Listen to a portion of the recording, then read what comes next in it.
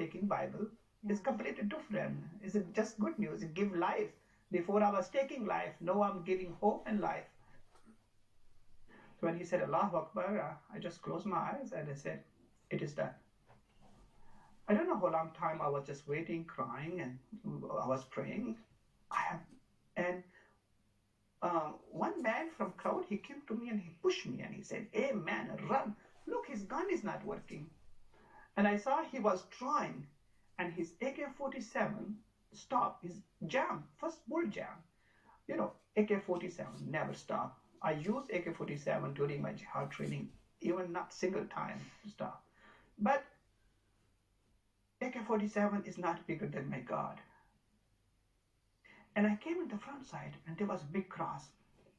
I used to curse that cross all the time. And that day I couldn't curse anymore. And I looked at the cross, I said, what is this cross about? And I saw that God took me again in vision. That cross was not a cross, it was like a big king throne. And one king was sitting at the throne. And he stood up. And he walked toward me and he opened his arm and he said, "Harun, I'm waiting for you for a long time." I still have the sound of the running from my home and the door closing. I ran away forever from my family, for my loved one. Christian people in Pakistan, they took a big risk to rescue me, house to house, city to city. Christian people in Pakistan, many times they don't have enough food to feed their children 3 times a day. But they was sharing their bread with me. They said, "You are our brother. You will eat first and we will eat the rest." Maybe some of family, they have a one room house and 7, 8 people just sleeping in one room. And they was giving me their place to sleep in their room. And they said, if somebody wants to kill you, they have to kill all of us first. This interview will be different. Different because our guest can't show his face.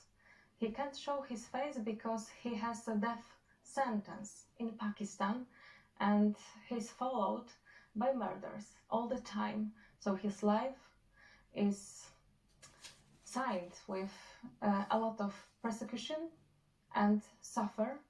But why and how it happened that he is now a believer, he believes in God, he is a missionary of Christ, and he used to be a jihadist. Please welcome Harun. This is not your real name, but we will use it during this interview. How do you feel in this place in Poland? Thank you so much. First of all, it's a great honor to be here today, and I think this is my 3rd time in Poland, and I travel a lot. But whenever I come to Poland, I feel like this is one of the safest country for me to be. I feel safe here, because of so many different things. But I feel very safe here. So I was so thankful for the body of Christ here together. So it's a great honor. So tell us who you are. Tell us something about yourself. Why are you here today? Thank you. I grew up in Pakistan, and I'm here today because the organization that was supporting me and working with me to support persecuted Christian around the world, Open Doors, they invited me to come here and tell my story. I always say that actually this is not my story. This is my God story in my life. So we should tell our viewers and listeners that they can meet you in Poland in November. We will tell you more about this meeting afterwards, after hearing your story. So we should start from Pakistan, because you are not Christian from the beginning. You were Muslim. Yes. Yeah, I grew up in Pakistan with a very radical Sunni Muslim family. My father was Imam. My grandfather was Imam. And they decided to send me in Islamic school to become Imam or Mufti or scholar. So I went to Islamic school where I started studying Islam. and I memorized whole Quran in Arabic. And I got the first title is called Hafiz. I was a 13-year-old when I memorized whole Quran. But the problem was the Quran was in Arabic, and my mother tongue is Urdu, and I don't understand what this Quran means because it was in Arabic, and I wanted to have a better understanding and to have a understanding about Quran and this Arabic, and I went for my seminary in Islam to become imam or alama or mufti. So it took me like almost 9 years to finish my to have a better understanding about Quran. And this was a long journey. And when I start having better understanding about into Dubai, they said, here we can coexist. Right now, they said, we wake up and our house is vandalized, our garden is vandalized, our business has been attacked. And they cannot show their kippah, they cannot show, you cannot put a kippah right now and go in the various areas here in Britain. There's certain areas, and again, I don't want this program to go through all the censorship, but there are certain areas, literally, a person cannot wear their kippah or their traditional Orthodox Jew identity and show it. Yeah, I mean, well, they can do that in the souk, in a bazaar, in anywhere, in a mall, in Dubai, in Abu Dhabi, in Fujairah, in Sharjah, everywhere in the UAE, they can show that. The Jewish community there is thriving and is growing and is creating all those businesses that they have, while in Britain they're running away and they're hiding. That tells you, where are you? Are you? How do you deal with anti-Semitism? Why has Britain reached to a point where it's dealing with anti-Semitism as an opinion, while in the UAE we deal with anti-Semitism as a crime? Anti-Semitism is a crime, it's not an opinion. And that line has been crossed in Britain. And when you allow that line to be crossed, the next is a terrorist attack that you should be expecting knocking on your door. When it comes to the history of theirs, we can go on. We need more than one podcast about it.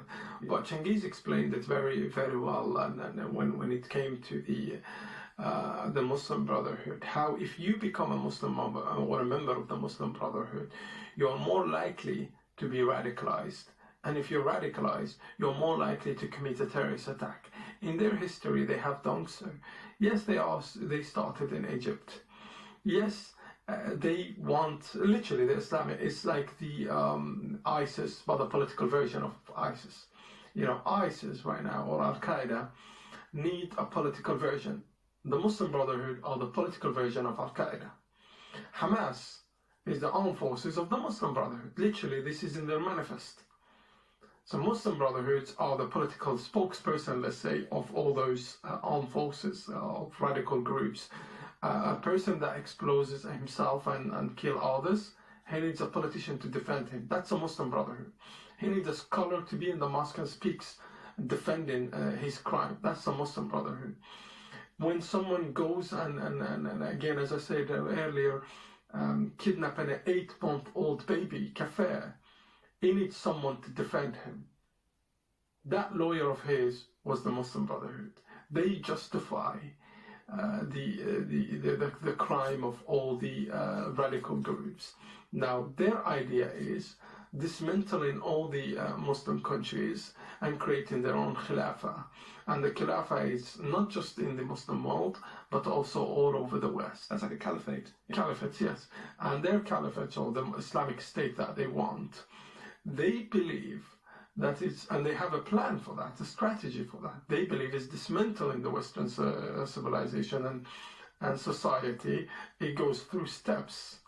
Now, it starts through the culture, and then the civic part of it, and then you move to politicians, and then later on we use the last part of it is we use the force and action.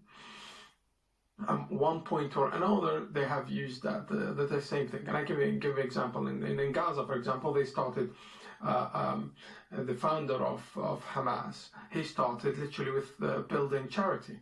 Sheikh Yassin. Sheikh Yassin, he built a charity. He started with charity and helping hospitals. And that charity later on, as it grows up, start making enough funds, helping others, recruiting people, moving them to certain universities and schools. Is this ringing bells right now? Controlling some protest in the street. You recruit enough people, you move them around, and this is when you call that. Now you're controlling the mind of the people, you're changing the culture, you're getting some of their sympathy. Now is the time that you go for the forces and you recruit for forces and so on. But you don't do it at the early stage. You build, you say and you shout from now, from the river to the sea, until it paints the picture in the mind of his or hers that this is the right thing to say and do. So how do you do this now? He leaves it to the student when he graduates. How do you do this? You're going to be an engineer at a British company? Well, there's 3-4 Jews there. One is from Israel. Make sure he doesn't go to Israel next time. How is he going to do that? I leave this to your imagination. Yes, it is that dangerous. And yes, it is the way I'm saying how naive you think the idea is. Well, guess what? It's more naive to not think of the actions that you are allowing right now, or the atmosphere that you're creating for them. You created this atmosphere. The moment right now where you have a sort of no Muslim zones right now, non-Muslim zones in some part of Britain, where literally you will hardly find one person from a different religion or from a different background.